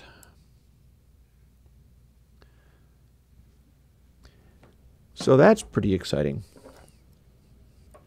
That is something that I've got a fair amount of enthusiasm about, mostly because, kind of like I said, this is the ultimate air window style of hardware. It literally will end up like this. You'll like put this on your rack, you will plug into these things, these switches will just be sitting there, and wires are going along the back, meaning that they won't fall off because they'll be wired in, but there will be no printed circuit traces anywhere. All point to point. And as such, that means that I can just improvise this stuff. That none of these necessarily have to be a final design. There's no printed circuit board, so I don't have to have a plan. I can just improvise on stuff and wire things together, and there can be amazing things that happen. Like there's a fellow who does Eurorack modular stuff by the name of Nonlinear Circuits, and I love that. I think he's in Australia. I love that guy. He is doing the craziest sort of just alien chaos voltage generator things. Just very strange stuff going on. And a lot of the ways he's doing those things is just with op amps and things, like op amps and capacitors and resistors. And I've got all of that stuff. I've got op amps, I've got capacitors, I've got resistors. There's no reason I can't take some of those things, wire them together on the little chips, and make some interesting things, including perhaps larger. This is a very small piece of perf board, but I could expand outwards, get a little more space to put these chips on, and come up with a larger design where there could be more stuff going on, more things happening. And if I'm doing that, it doesn't have to be a design where, oh, now I'm going to make 500 of these. Like I can't see myself making 500 of a thing. Maybe I'll make 1 or 2 and just put one of them on eBay, but you'd be watching. And the idea is, and maybe I'd even be sending out kits or whatever. I'll sell people kits that, you know, these are all the parts that I'm using. And here's like the chips or whatever. You can get 100 chips for $26 quite often. And here are the jacks. These jacks are fairly inexpensive as well. You know, these switches are maybe a little over $1. And if you do this stuff with these tools and things, then you can build the thing as well if you have like a soldering iron and a fairly good eye. You know, some nice glasses for being able to look in closely. And failing that, I can make them and probably eBay them or do something with them. Because it'd be nice to, like, the way that I handle Patreon and Air Windows is kind of tricky, because I'm doing all this kind of stuff, but I'm very deeply committed to not screwing over people who can't afford to, like, drop hundreds of dollars on a plugin. That stuff seems ridiculous to me. I don't like it. So what I do is keep on making it so that people can have all the stuff that I produce. And that ends up leaving me in a zone where, like, I'm struggling to pay for my firewood and stuff. So maybe it would be better to continue doing this, but also start doing some of these. And me being me, I would be telling people, like, here's how you do this. I did this thing. Here, I'll draw a little diagram for you of, like, what the circuit board looks like, except for that it's not a circuit board, it's just a circuit. And I'll be doing that kind of stuff. But if I sell the things I've built, like building on cam, like I'll do a live stream and I'll be building stuff, I'll build them for myself, and then I'll have these individual artifacts that's like, this is something that Chris, from Air Windows, personally made with his hands, kind of like an artwork or whatever. And that I see as a legitimate place for, like, the well-off synthesizer fiend who likes dropping a few $1,000s, likes dropping $20,000 on an Electrocomp or something like that, and would also like to have something kind of special. It's like, why not? Why not? Because if somebody is a very poor person with very few resources and barely has anything and wants to be able to do stuff, I don't have time to physically make stuff for everybody like that in the world that I like. It's just not possible. I use all my time up talking to people who need help and advice and stuff. But I can show them how to do it, and maybe even come up with the way of, like, hey kid, for $10 I'll send you 10 of these chips and 10 of those chips and 10 of those chips and some pieces of perf board. Get your own soldering iron and start working. And I'll tell you everything that you need to do. And then I'll tell you to try making your own things, because maybe you can come up with something really cool. That sounds great to me. I would love that kind of stuff. So that is hopefully where I'm going to be going in 2019. I'm very motivated to try to make that happen.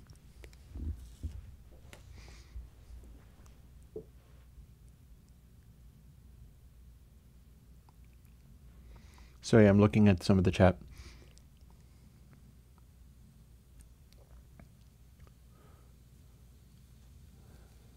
Yeah. Bernie is looking for synth recommendations. If you're looking for synth plugin recommendations, that there is not that much that I can give you, although I do think the one that deadmau5 uses is quite good. I've never actually used it, but that guy likes doing some very stark electro stuff, and I think he's using a sort of boutique version, and I'm sure it's somebody like me who came up with it. I don't know whether it's called Serum but he's using some kind of boutique version of a synth where the guy is like, okay, here is a synthesizer. Here is sawtooth waves and square waves and things. And presumably what he did was like, okay, so what would it take if I made this 384 kilohertz internal sampling rate? And then it uses like a full-on SRC to take it down to 48 or 44 or whatever. And yes, I did use FM8 for that. And as near as I can tell, that's what deadmau5 is doing. Is he's using a software synthesizer like Serum or something that the guy has and he's using a version of it that's overkill. That's just like the oversampling is astonishing, and for what he's made a special version that's presumably just like over the top. The internal calculations are astonishing, and deadmau5 can afford like massive gaming PCs and stuff. So what he's doing is he's running the software synths on some kind of Uber PC and going from there. And it really works. That's one way of going.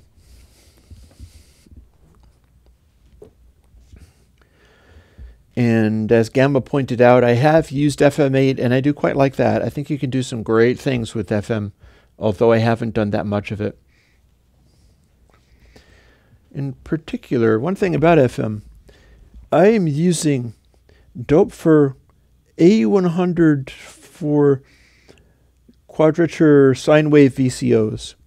Those are oscillators, and they're sine wave oscillators. And they have FM inputs built into them. Or at least they have inputs where you can patch stuff into them, and you can patch the cosine output into the input of the FM to mess with it a little bit. But they generate sine waves, and I have them patched into the Zoc boxes as a FM input. So basically, I'm doing FM in hardware here. The Zoc boxes will put out a voltage output, and I patch the voltage output into the Doepfers, and then I patch the Doepfers outputs back into the Zoc boxes. So the Zoc box notes, which I'm controlling off of these, but it would work the same way if it was internal sequencing on the Zoc boxes. The Zoc box notes are running these additional oscillators, and the additional oscillators are sines, and the sines are going back to modulate the frequency of the Zoc box notes. And I've been very happy. Like the potential of that is ginormous. I haven't even begun to tap the intensity of what can happen there, because it could be like a fixed harmonic that's just taking the Zoc box waveform. It's going to be either a sawtooth or a square, and frequency modulating that in a chilled out, gentle kind of way, or at a lower frequency or some simple harmonic. And I can do that very cleanly, or I can take a strange variation on what the note is supposed to be, or even a fixed frequency, and then crank up the frequency modulation so intensely that the Zoc box starts freaking out. At which point it is making this very gritty, crazy, almost digital sounding sound that it can be super harsh, especially if the FM input is turned up so much that it's just making really intense modulations. Never mind if you're feeding, like I haven't done this, but technically I could take the little black wires there that are going into a frequency modulation input. Those don't have to be coming from the cosine output of the same box. That's just changing the waveform of itself a little bit. Those could be going from the square wave outputs of the Zoc boxes themselves. And if you do that, you have two different oscillators that are frequency modulating each other. And that's when things go bonkers. You can do some really sick techno jams with like two different oscillators that are frequency modulating each other. And that holds for internal, computer stuff as well. Like FM8 can do that for you. Anything that lets you patch the modulations back and forth will let you do that. You don't have to have a modular setup. I like doing it in analog because this is doing it in analog. And that's fun to me, and I like the sounds of it. But you can also do it inside the DAW. Also, I have another plan with the Behringer D. I have learned that you can get access to the oscillators and things and the controls, and so what I have a plan for, and I don't know whether it's going to work, I'll try, is to set up so that the oscillator 3 does not respond to glide, does not respond to portamento. Because what I want to make happen is like what Tommy Mars of the Frank Zappa band was doing, where he was using the electrocomps. And I'd love to have an electrocomp, but it's like a $40,000 synthesizer. I'll never have an electrocomp. But one of the things that it could do was provide a pitch swoop on only certain oscillators.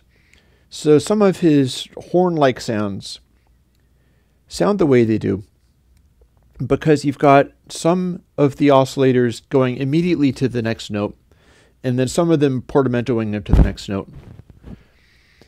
So there's a sort of smear because the oscillators would be at a given frequency, and then the one would go to another frequency, and then the other one would chase it. And I like the sound of those Frank Zappa keyboard and synthesizer sounds so much that come from the electrocomp. And if I can't have an electrocomp, I'd like to at least do some of the same things. And again, you could do that in a soft synth. I'm sure Massive would let you do that all day long. It's silly of me to not do so much of those things, but I just always like analog stuff, and it motivates so much of what I do. So, Sayed, upcoming plugins. So, as I don't have a list that I can look at, so what I'll do is I've got like another 5 to 10 minutes, so let me free associate a little bit. I'll free associate it until 1 o'clock, and then I can take a nap. Because I was finishing up the... Yep. I'll just hang this on my chest. This is the floating point dither, and all of the Mac plugins at this location, go to my website and you can find this, are already updated to floating point dither. All the AUs, all the Mac VSTs, as I speak, are up there on the website, and they're using the floating point dither, and they sound awesome. And I'm going to get the Windows and Linux ones following as fast as I possibly can. I'm going to have to sleep, but after I do that, I'll keep plugging away on them, no pun intended. Upcoming plugins. Well, Dither Float is going to be an upcoming Windows and Mac VST and Linux VST. Right now it only exists in the audio unit format, and it's there, but that's the next one that's going to come out. I don't think I can... I have to port every single Windows VST and every single Linux VST. That's hundreds of plugins. There is a certain amount of typing and fiddling and editing and saying compile to do for literally every one of those. I think there's no chance I'm going to be able to finish all that stuff today. I managed to finish the VSTs today, and I've been working on those for a couple of days, and I was working on the audio units for even longer. So there is no chance I'm going to be completely done with the Windows and Linux today.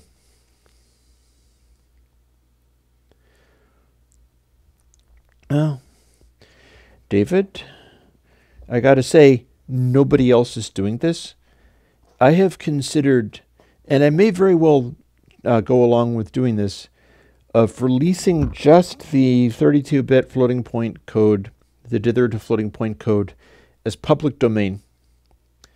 Specifically so that anybody who wants to start doing that, if they feel it's necessary, which is a whole other question, can do it, no strings attached, no restrictions, no requirements for crediting me, although that would be kind of... I feel like that hasn't led to lots of people using AirWindows stuff. It's just people figuring out how they can cheat me or rip me off, and that's the world, so whatever.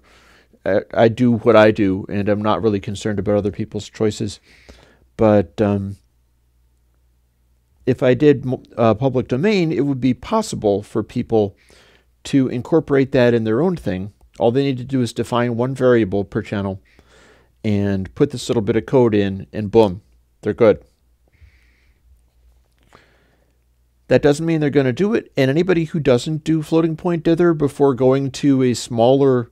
And that's assuming that they're using a larger bandwidth inside the, a larger word length inside their plugin. If they are using floating points like 32-bit floats, for all their internal calculations, there is no saving them. Every single thing they do will incur this truncation. And I think that's why some of the plugins sound the way that they do, especially when they're really complicated. But those who are using doubles, or those who are using long doubles, which I think is just me, inside their calculations, can use the dithering to a float if they want to, and that doesn't mean they want to.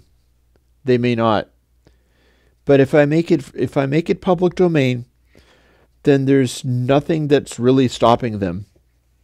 Other than, like, if they do it, then they'll presumably be boasting about that. And where'd that come from? Gee, who knows? I don't think they can claim to have invented it if I'm public about it. But the plugins that are upcoming, well, the dither float is one of them. And then the next thing, hopefully this coming Sunday, because I should not have pushed this off, but I didn't see any alternative, Pafnutty is coming out. And Pafnutty is my Chebyshev filter, which lets you apply Chebyshev style stuff. And that's like, if you had a sine wave, it would apply a second harmonic, or a third harmonic, or a fourth harmonic, or a fifth harmonic, or all the above. David, you won't be needing to do that. But you can. I'm leaving it around. I'm leaving it around. Now I know you're the fellow that I've been talking to. You are the muzzle, because you'd like that, and you also like the widest possible range of choices. And I like providing that, but all the same, you're not going to need to do it. And it's not going to be easy to do it, because you need to keep it in a separate folder. Don't keep everything in the same plugin folder. This is a update in place. Nothing is going to get a new ID. It's all the same ID. So it'll retain all your old settings and everything. I do wonder whether people who are doing really fancy, complicated things will find that they can update this stuff and then, do export a file with all the original ones, and then update everything to the new floating point dither, and then export another file and find that they got a significant difference out of it because of so many things going on. Because the more plugins you use, especially if you're on Core Audio, Core Audio or VST 32-bit, the more stuff you've got as far as complicated plugin arrangements, the more this will affect you. It's cumulative. So if you have a thing that this is 50 plugins in a bizarre conglomeration, that's when you're going to start noticing a difference. Whereas if you have just this is one version of Purest Gain, yeah, good luck hearing the difference in that. Purest Gain actually is one of the ones that was using my old noise shaping thing, which turned out to be kind of better rather than worse. So you're really not going to notice the difference on a single Purest Gain. Period. There's no chance. But the complicated stuff, yeah. And my feeling is if you do compare and notice any difference whatsoever, it will be a slam dunk no-brainer that it's like, okay, I'm using the new stuff, period. Bottom line. Because that's the feeling that I had was I just auditioned some of this stuff and started playing with it and was like, oh, yeah, this is what I wanted. So, hey. Other things that are happening, I'm trying to think it out now. I've got multiple ways of doing. I wanted to do a, somebody was asking for my Hermia-Pass low pass, high pass rather, which it's funny because that's for the Hermitech mastering guy. He ended up using somebody else's high pass after I built one for him, which is cool. It's like, okay, yeah. But that is a IIR, a multi-stage IIR high pass where the stages are all the different values. So what it does is it has a very gradual cutoff and then gets steeper and steeper as it goes. And somebody was asking for a low pass like that as well. And I was like, okay, I could do that. I see how that could be done. So basically it'll be a low pass, like you have one stage of IIR and it goes downwards in the normal sense. And then you have another set of stages following that. And they're like, half again as much and so on, so that they're rolling off at higher frequencies and they're just sort of reinforcing it. And what that would do is produce a effect where you start bringing in the low pass and it starts just really wiping out the super highs and then gradually extending farther. And it's yet another kind of EQ, yet another tone shaper. And it would not be at all like shelving. Shelving is like, nah. And this would be like, very smooth roll off. Another thing I'd like to do is try a variation on my averaging filter, whereas rather than having the averaging be a extending window, which means you start getting these funny effects, these dips and comb filtery effects, having an averaging where it's like just 2 samples averaging, but then many, many stages of that, kind of like many stages of an IIR filter. So you could have the simple 2 sample averaging, and then you have two poles of simple averaging, or 3 poles, or 4 poles, or 5 poles. And I've got an implementation like that in another plugin. And in theory, what that should do is rather than have weird response irregularities, it'll just take only the highest frequencies cut off of the simple averaging and just start making it steeper and steeper and steeper. It might start drifting into the lower frequencies as I keep going, but it would have its own distinct thing going on. And that also sounds amusing to me. So I'd like to do the multi-stage averaging filter. It seems to me as if that could be pretty cool. And it could even incorporate stuff like, this pole has 2 samples, and this pole has 3 samples, and this pole has 4 samples, and so on. Maybe not and so on, but in such a way that you just have different behaviors of how you roll off as you go into the very top stuff, always with the goal of going to a very high pole thing where it has incredibly intense cancellation way up there. And then we'll see how those things sound. Because one thing about averaging filters is that they make the lower frequency stuff sound awesome, because they're just smoothing it together. Like, you're getting a better picture of the resolution of the low frequency stuff as you're averaging the samples together. And that is the case either, in front of or after stuff like dithering and noise shaping. Like if you have dithering, and then you've got this result, and it's got noise, and it's also got a signal buried in the noise, and then you apply a bunch of averaging filters, you're going to get the signal much refined. It'll be much better at locking on to low frequencies out of the signal, and it'll suppress more and more of the noise that's part of that.